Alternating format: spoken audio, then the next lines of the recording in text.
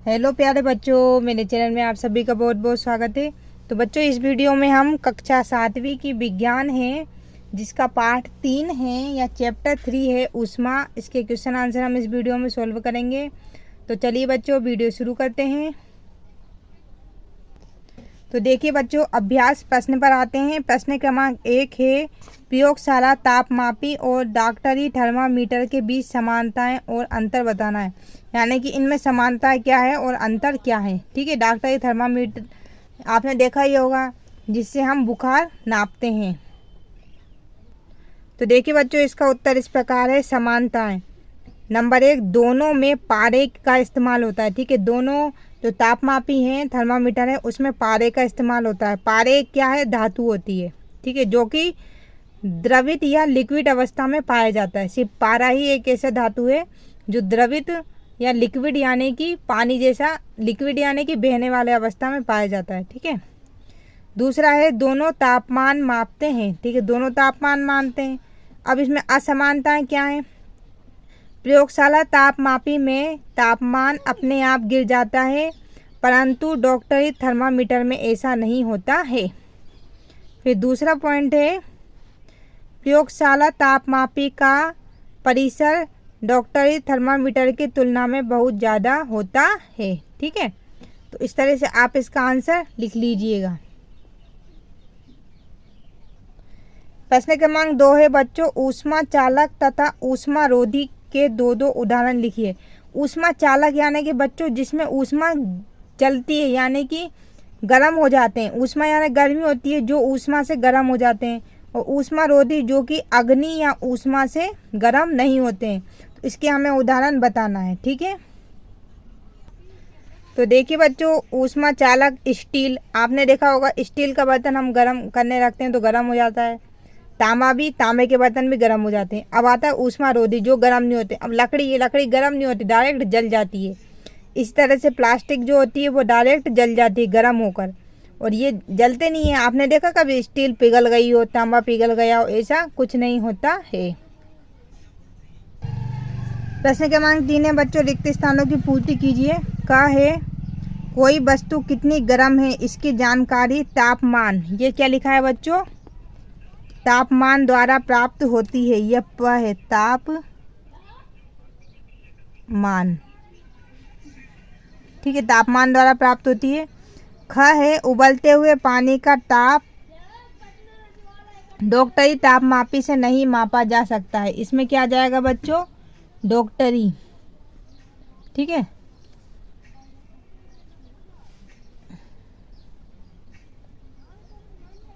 डॉक्टरी इसमें भर लीजिएगा। तापमान को डिग्री सेल्सियस, इस तरह से आप इसमें लिख सकते हो।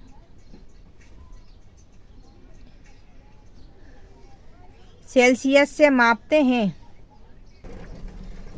अब बच्चों क्या दिया? घ का, बिना किसी माध्यम द्वारा ऊर्जा स्थानांतरण के प्रक्रम को क्या कहते हैं? विकिरण। ठीक है, क्या कहते हैं बच्चों? विकिरण। चाहे स्टील की एक ठंडी चम्मच गर्म दूध के प्याले में रखी गई, यह अपने दूसरे सिरे तक ऊष्मा स्थानांतरण चालन प्रक्रम द्वारा करेगी। इसमें भर देंगे हम चालन।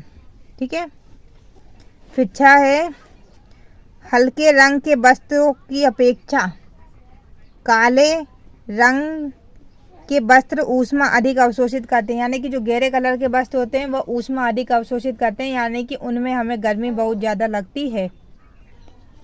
अब प्रश्न क्रमांक क है, कॉलम ए में दिए गए कथनों का कॉलम बी के शब्दों से मिलान कीजिए। ये जोड़ी मिलानी है। थल समीर के बहने का समय, तो बच्चों ये हो जाएगा, ये इसको इससे मिला देंगे हम। ठीक है, इसको हम किससे मिला लेंगे? इससे, रात। समुद्र समीर, समीर यानी हवा, समुद्र समीर के बहने का समय, ये हो जाएगा बच्चों दिन। ठीक है, गहरे रंग के कपड़े पसंद करने का समय, गहरे रंग के कब पहनना चाहिए? सर्दियों में। हाँ, गहरे रंग के सर्दियों में पहनना चाहिए। ठीक है, और हल्के रंग के कपड़े कब पहनते हैं? गर्मियों में, तो ये हम गर्मी से मिला देंगे। प्रश्न क्रमांक 5 है बच्चों, सर्दियों में एक मोटा वस्त्र पहनने की तुलना में उसे मोटाई का एक कई परतों का बना वस्त्र अधिक उष्णता क्यों प्रदान करता है? व्याख्या कीजिए।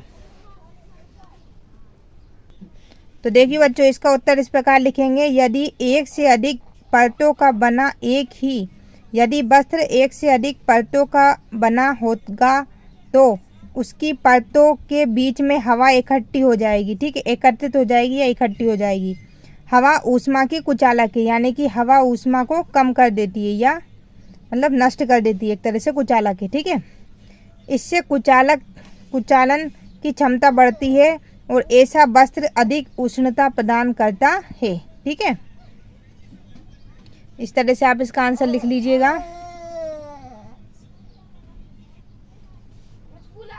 प्रश्न क्रमांक 6 है अंकित चित्र। ये चित्र दिया गया है, चित्र 3.13 को देखिए।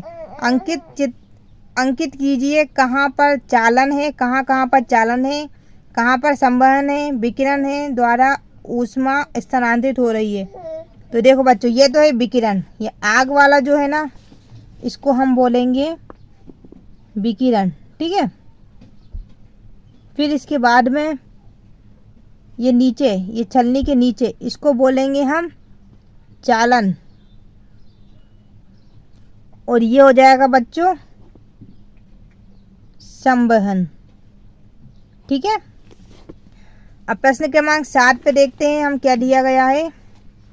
गर्म जलवायु के स्थानों पर, जहाँ पे जलवायु गर्म रहती है जैसे कि रेगिस्तान, ठीक है, यह परामर्श दिया जाता है कि घरों की बाहरी दीवारों पर श्वेत पेंट या सफ़ेद रंग करना चाहिए दीवारों पर। इसकी व्याख्या कीजिए। तो इसका उत्तर बच्चों इस प्रकार लिखना, सफ़ेद सतह यानी कि पेंट। ठीक है, सफ़ेद सतह वाली वस्तुएं अधिक मात्रा में ऊष्मा को परावर्तित कर देती है। परावर्तित किसे कहते हैं बच्चों? जैसे कि इससे जैसे ये प्रकाश किरण है, ये कांच से टकराती है और उसी माध्यम में लौट जाती है, तो ये इससे टकरा के लौट गई। ठीक है, ये कांच से टकरा के लौट गई, तो इसे हम परावर्तन कहते हैं। इसी तरह से जो ऊष्मा रहती है वो सफ़ेद जो सतह होती है उससे टकराती है और वापस लौट जाती है। ठीक है, और कम मात्रा में उसे अवशोषित करती है, और फिर अवशोषित जो है कम मात्रा में करती है। अतः बाहर से कम ऊष्मा घर के भीतर प्रवेश कर सकेगी। फिर इससे क्या होगा कि बाहर की जो ऊष्मा है वो घर के भीतर कम आएगी, जिससे क्या होगा, गर्मी नहीं लगेगी। प्रश्न क्रमांक 8 है बच्चों, 30 डिग्री सेल्सियस के 1 लीटर जल को 50 डिग्री सेल्सियस के 1 लीटर जल के साथ मिलाया जाता है, यानी कि इनको मिला दिया तो मिश्रण का ताप होगा कितना होगा बच्चों? तो इसका उत्तर होगा ये वाला सही। ठीक है, ये नहीं है, ये बच्चों ने किसी ने गलत कर दिया, ये सही है।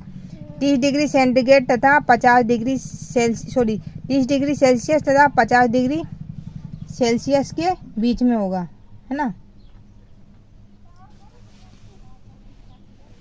अब प्रश्न क्रमांक 9 है, 40 डिग्री सेल्सियस ताप की लोहे की किसी गोले को, यानी कि एक लोहे का गोला है जो कि 50 डिग्री सेल्सियस गर्म है, ठीक है, को कटोरी के भरे 40 डिग्री सेल्सियस ताप के जल में, मतलब कटोरी में जो जल है वो भी 40 डिग्री सेल्सियस ताप है, गर्म है, यानी कि लोहे का गोला भी गर्म है और जल भी गर्म है, दोनों बराबर गर्म है। ठीक है, तो इस प्रक्रिया में ऊष्मा, तो इसका उत्तर होगा बच्चों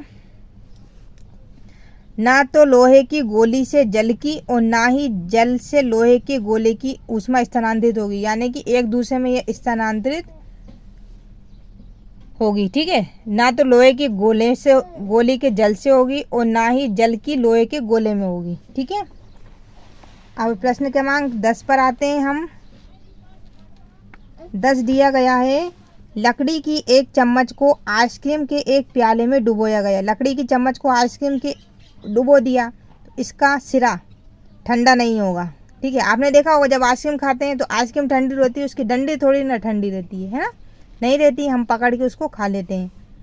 11वां है, स्टेनलेस इस्पात की कढ़ाई से, ठीक है, कढ़ाई में प्रायः कॉपर तांबे की तली लगाई जाती है। आपने देखा होगा जो स्टील की आजकल भगोनी वगैरह आ रही हैं उसमें तांबे की जो है लाल कलर की नीचे तली लगी रहती है। इसका कारण क्या है? तो इसका कारण यह है बच्चों कि स्टेनलेस इस्पात की अपेक्षा तांबा, मतलब जो स्टील होता है उसकी अपेक्षा तांबा ऊष्मा का अच्छा चालक है। इससे क्या होगा, वो जो उसमें तली लगी रहती है तांबे की, उससे क्या होता है बर्तन जो है ना वो जल्दी गर्म हो जाता है। ठीक है बच्चों, तो बच्चों उम्मीद करती हूँ मैं आपको हमारी ये वीडियो पसंद आई होगी। वीडियो थोड़ी सी भी अच्छी लगे लाइक जरूर करना, चैनल पे नए हैं तो प्लीज़ चैनल को सब्सक्राइब करना नहीं भूलना। मिलते हैं नेक्स्ट चैप्टर में, तब तक के लिए धन्यवाद।